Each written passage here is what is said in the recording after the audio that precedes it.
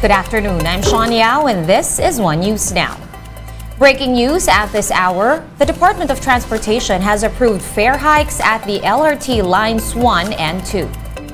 The increase is 2 pesos and 29 centavos for boarding fee and 21 centavos for succeeding kilometers. We will have the full story and details for you a little later on. Moving on to the country's first tropical cyclone for the year, accelerating as it moves westward towards the coast of Catanduanes.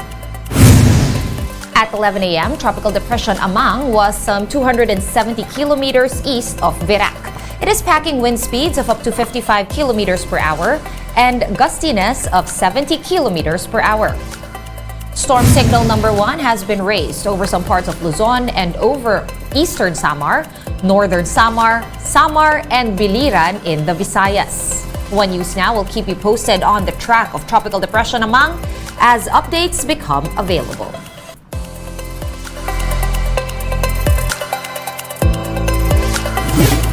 In other news, Interior Secretary Benhur Abalos is asking 11 police officials to go on leave pending investigation into their involvement in a massive drug haul last year. Secretary Abalos said there was an attempt among the ranking cops to cover up the arrest of Master Sergeant Rodolfo Mayo, who was nabbed in a police operation in Tondo, Manila. In October of 2022, the PNP supposedly seized from Mayo over 900 kilograms of shabu worth 6.7 billion pesos. Mayo was dismissed from the police force in March of this year. There is indeed a massive attempt to cover up the arrest of Sergeant Mayo. Hindi tayo tatapos dito. Hindi ako naniniwalang ito lang mga tao ito. Malawak ito. Mahabang laban ito. And there are people na are entrenched in this very high position. Sa mga kapulisahan, tulungan nyo rin ako rito. Huwag kayong matakot. Lumabas tayo. Linisin natin ito. Huwag tayo padala. Alam ko, isipin nyo, magkano ang halagang sinasabi? 6.7 billion. Ano ba naman bigyan ka lang 100 million para tumahimik ka? Bigyan ka 50 million para manahimik ka. Pero huwag tayo masilaw sa pera dito.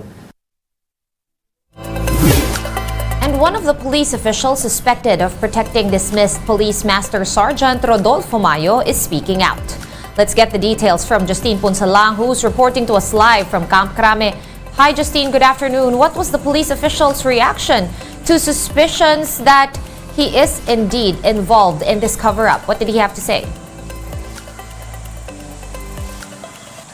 Sean, the PNP Drug Enforcement Group's chief was very emotional when he faced members of the media this morning. This is after Secretary of Interior, Local and Government Benhur Abalos made revelations about the PNP's biggest drug enforcement last year. Police Brigadier General Narciso Domingo expressed his dismay and said it was unfair that Abalos blamed them for what happened on October 8, 2022. He said that it was his unit, PIDEG, that recovered almost 1 ton of drugs, yet they are still accused of being in cohorts with Police Master Sergeant Rodolfo Mayo Jr. Domingo admitted that there had been operational lapses that led to the smuggling of 42 kilos of drugs that day. But he insisted that once they learned about this, they immediately notified PNP Chief Rodolfo Azorin Jr. about the matter. Domingo also clarified that the supposed discrepancies in reports and testimonials of police officers being tagged in the case. He said that there was a strategic decision among PNP officials present last October 8 to utilize Mayo for a follow-up operation. Mayo claimed that there was a warehouse located in Pasig where a bigger haul of drugs was being kept. The decision to pursue a bigger target was approved by no less than the PNP chief, according to Domingo. But this lead was eventually abandoned upon the instructions of the PNP chief following information that Mayo might get killed if said follow-up operation pushes through. Domingo insisted that there was no attempt to cover up what happened.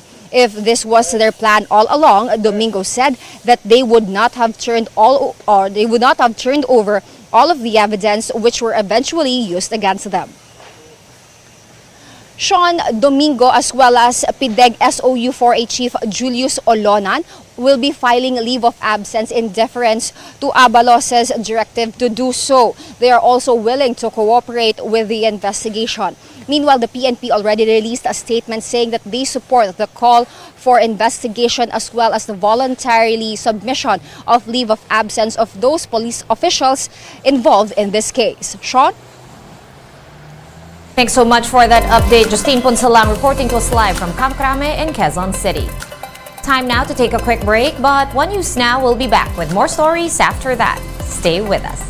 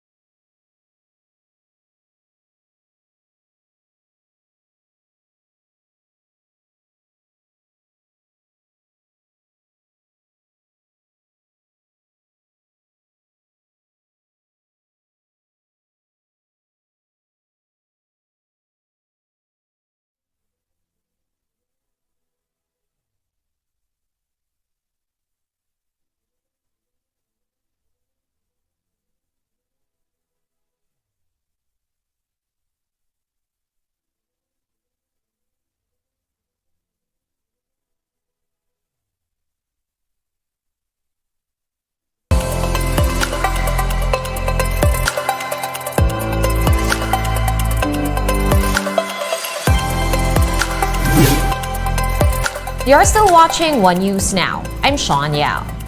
The biggest Balikatan exercises kicks off today.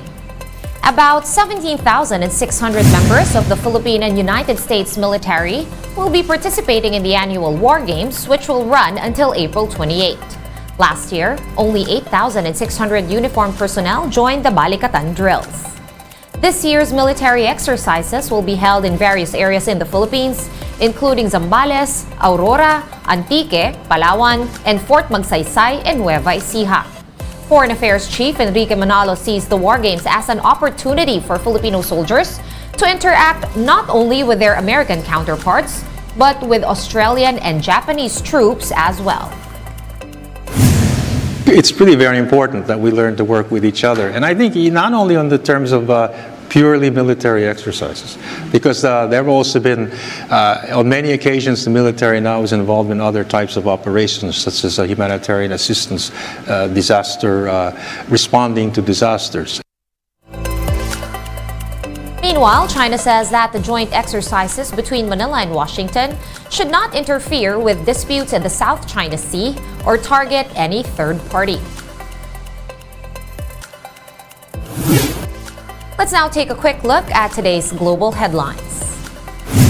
China has ended its 3-day military drills around Taiwan, saying they had tested military capabilities under actual combat conditions. Beijing began the live-fire exercises on Saturday, following Taiwanese President Tsai Ing-wen's meeting with House Speaker Kevin McCarthy in the United States. Taiwan says that it will, quote, never relax efforts to strengthen combat readiness while China continues its supposed aggression.